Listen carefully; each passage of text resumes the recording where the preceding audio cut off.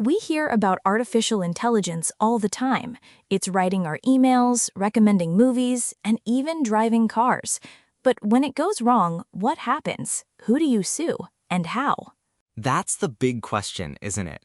With this technology moving so fast, a lot of people assume we're in a kind of digital Wild West. But it turns out the old laws are being put to the test. Welcome to Daily Papers, the podcast where we break down the latest research. Today, we're looking at a paper from the University of Washington called Visible to the Court: How AI is and isn't litigated in U.S. federal court opinions. The researchers did something really straightforward, but incredibly revealing. They gathered and systematically analyzed 559 federal court opinions in the U.S. where AI was a key part of the dispute. They wanted to create a map of the AI legal battleground. And what did they find? Is there a flood of robot-related lawsuits? A flood is exactly the right word. They found that the number of AI-related court opinions has more than doubled since 2023. It's a huge, sudden spike, which shows that these conflicts are moving from headlines into the courtroom. So are we seeing judges creating new AI laws on the fly? That's the first major surprise. No, the courts aren't creating new rules for AI.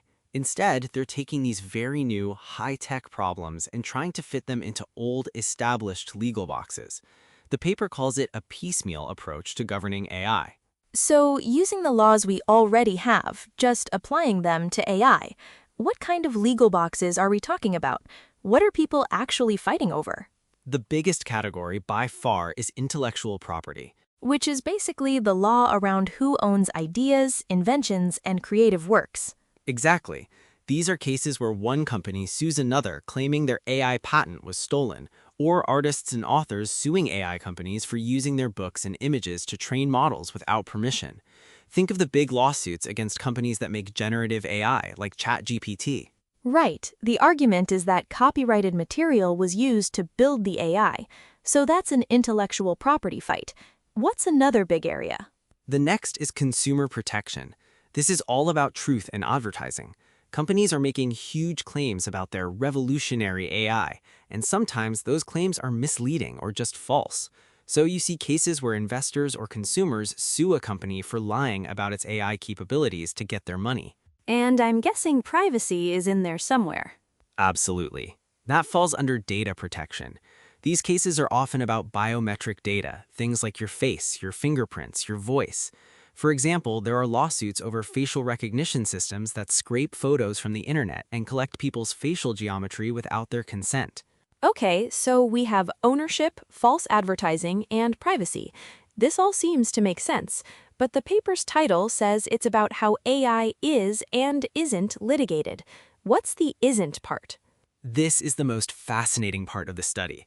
The researchers compared the court cases they found to something called the AI Incident Database. What's that? It's essentially a public logbook of all the times AI has caused harm in the real world. It includes everything from AI-powered hiring tools showing bias against women, to disinformation campaigns, to self-driving car crashes. It's a record of the actual risks we're seeing. And I'm guessing that logbook doesn't match what's happening in the courts. Not at all. It's a huge disconnect. Major problems we talk about all the time, like AI's role in spreading misinformation or the risk of an unsafe AI system being released, are barely present in these court cases. Justice and equity cases, which deal with AI bias and discrimination, are a surprisingly small slice of the legal pie.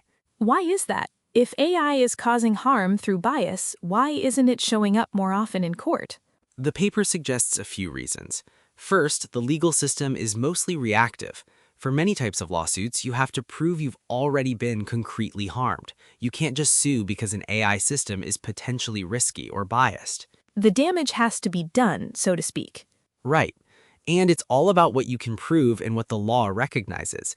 It is incredibly difficult to prove that an opaque, complex algorithm, a black box, was intentionally discriminatory. It's much easier for a lawyer to prove that a company used copyrighted text without permission. So a lawyer will pick the fight they know they can win, even if it isn't about the core harm. Precisely. They have to find a legal hook, a claim that fits neatly into one of those existing boxes, like intellectual property or consumer protection.